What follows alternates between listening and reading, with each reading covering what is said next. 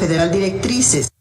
¿Qué significa? Por eso le vamos a preguntar a Michelle Hernández, director de Observatel. Michelle, hay 1000 interpretaciones sobre los mismos hechos. Muchos la calificaban como la ley Mordaza. Exactamente, ¿qué significa? Así es, Yoli. Muy buenas tardes y muchas gracias por invitarme a platicar sobre estos temas que de repente pueden parecer complejos, pero vamos a tratar de recordar un poco porque creo que vale la pena. Sí, dale. ¿Qué pasó en el 2017? Que es justo lo que hoy dice la Corte que no vale, es decir, que se tiene que sacar de nuestro marco jurídico. Y lo que pasó en 2017 es que se dio esta serie de reformas a la Ley Federal de Telecomunicaciones y Radiodifusión, por la que en esencia se eliminan facultades del Instituto Federal de Telecomunicaciones para establecer mecanismos para garantizar los derechos de audiencias. Y prácticamente también se eliminan un par de derechos que son los que han quizás levantado un poco más de ruido por sus implicaciones. Antes de la reforma de 2017 teníamos este derecho reconocido en la Ley Federal de Telecomunicaciones y Radiodifusión, por ejemplo, a que se diferencie con claridad la información noticiosa de la opinión de quien la presenta y también a que se aporten elementos para distinguir entre la publicidad y el contenido. Eso estaba antes de la reforma. Viene esta reforma, se elimina esta obligación y se deja prácticamente esto al arbitrio de los radiodifusores. Lo que hace la Corte el día de hoy es decir, este procedimiento, sin pronunciarse sobre el fondo, por cierto, lo que dice la Corte hoy es este procedimiento que llevó a la eliminación de estos derechos y por lo tanto de las facultades del Instituto Federal de Telecomunicaciones para establecer estos mecanismos, estuvo totalmente viciado, se dio en fast track, no se escuchó a quien se tenía que escuchar, no se publicó con la debida anticipación para que todos los participantes, particularmente en el Congreso, conocieran el dictamen, y finalmente eso nos lleva a que todo este procedimiento, como está viciado, pues sea inválido, lo cual nos lleva al escenario anterior a la reforma, que es regresan a nuestro marco jurídico estos dos derechos y el Instituto Federal de Telecomunicaciones, que es el regulador de la radiodifusión, tiene salvaguardada esta facultad para decirnos ahora cómo es que se deben de garantizar. En 2016 ya lo había hecho, pero precisamente a partir de estos recursos en la Corte, el propio instituto eliminó sus lineamientos y ahora ya no hay lineamientos, pero sí está esta facultad del instituto para decirnos cómo es que se deben de garantizar estos derechos. ¿Se tiene que poner este distintivo entre espacios de opinión e informativos?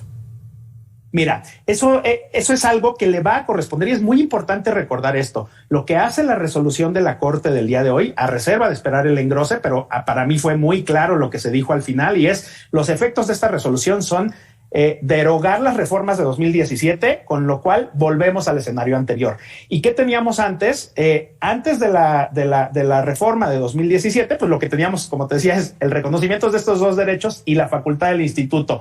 Esas distinciones a las que te refieres, Yoli, surgieron de los lineamientos del instituto que hoy no existen porque el instituto los eliminó, los abrogó, los eliminó completamente.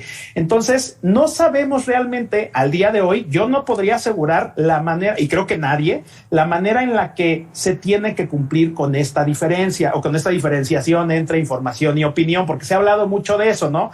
De esta parte de ahora me voy a tener que detener y decirle a la gente, esta es mi opinión y esto es, en realidad, eso lo va a tener que definir, salvo que otra cosa suceda, el Instituto Federal de Telecomunicaciones en unos lineamientos que no necesariamente, esto es muy importante también decirlo, no necesariamente tienen que ser los que existían en 2016 y que después el instituto eliminó. Eso no lo tenemos claro. Hoy los tiempos han cambiado. Hoy los comisionados incluso del instituto, hay unos que no estaban en ese año, hoy hay nuevos. Hoy tenemos 3 ausencias en el instituto, lo cual dificulta un poco esto.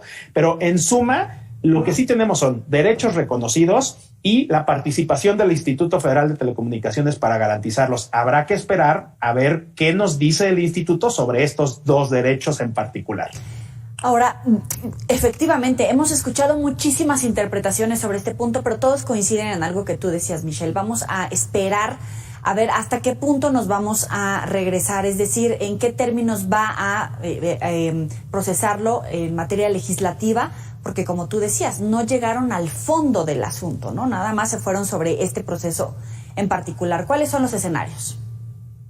Así es. Efectivamente, lo que dices, Joely, es clave. No discutieron el fondo, no discutieron si el hecho de tener que poner un distintivo en pantalla o que el locutor, por ejemplo, tuviera que anunciarlo, o estas famosas campanitas de las que mucho se habló en su momento, tuvieran que... No se discutió eso hoy en la Corte. Hoy lo que se discutió es qué pasó con este procedimiento y si estuvo bien hecho, y la Corte concluyó, al menos 11 ministros concluyeron por alguna u otra razón que el procedimiento estaba viciado y por lo tanto es inválido. Ahora, ¿cuáles son los escenarios? El primer escenario, lo que pasa ya prácticamente a partir de mañana, yo diría, es que volvemos al texto anterior a estas reformas de 2017. ¿Y eso qué quiere decir? Pues que resurge esta obligación para el Instituto Federal de Telecomunicaciones de emitir unos lineamientos en los que nos diga cómo se debe de respetar por parte de los concesionarios de radio y televisión este derecho.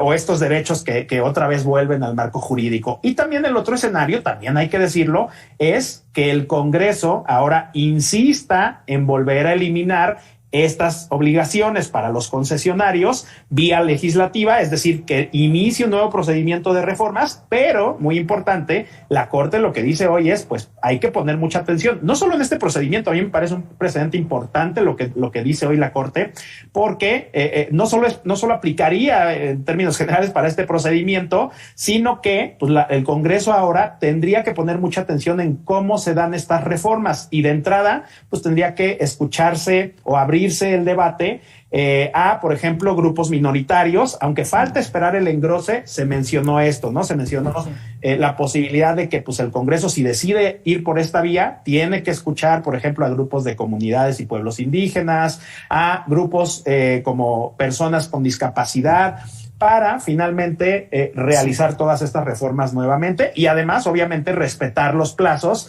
y los procedimientos que rigen al propio Congreso. Entonces, si el Congreso quisiera insistir en esto, la verdad es que lo tiene que hacer de manera muy cuidadosa y mucho más plural y democrática que como lo hizo en 2017 cuando se saltó todos estos pasos.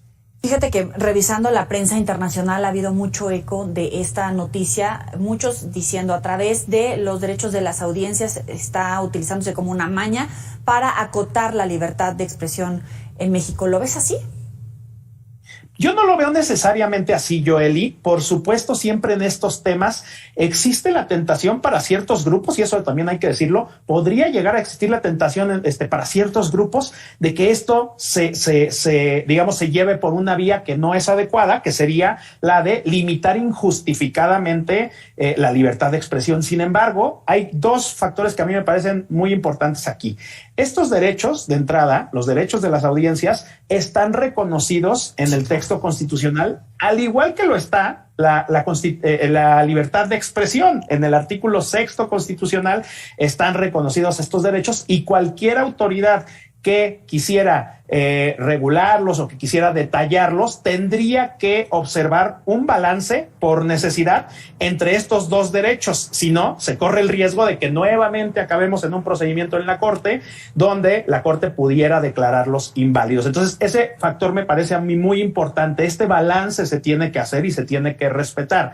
Ahora, ¿cuál es el otro aspecto importante? Pues que a final de cuentas, el Instituto Federal de Telecomunicaciones, con todas las limitaciones de las que ya hablamos, porque hoy en día, como decíamos, está incompleto y es una situación que afecta, le faltan 3 comisionadas, pero con todo y eso, es un organismo constitucional autónomo que debe de resolver sobre bases técnicas y además respetando, como decía, lo que está establecido en el artículo 6º constitucional, y el Instituto Federal de Telecomunicaciones, como una práctica generalizada, somete este tipo de decisiones a consulta pública, y ahí será muy importante pues que todas las personas que tengan algo que decir en esta materia, grupos, organizaciones, sociedad civil, academia, puedan participar nuevamente y de esta forma el instituto también tenga elementos para balancear estos dos derechos. Pero me parece muy importante no adelantarnos, no decir que el hecho de que vuelvan los vuelve censores al instituto o al gobierno o al Estado,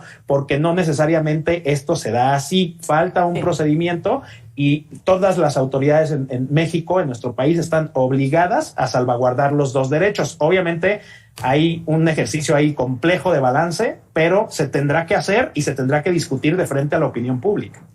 Michelle Hernández, muchísimas gracias por estos minutos para el auditorio de Mega Noticias.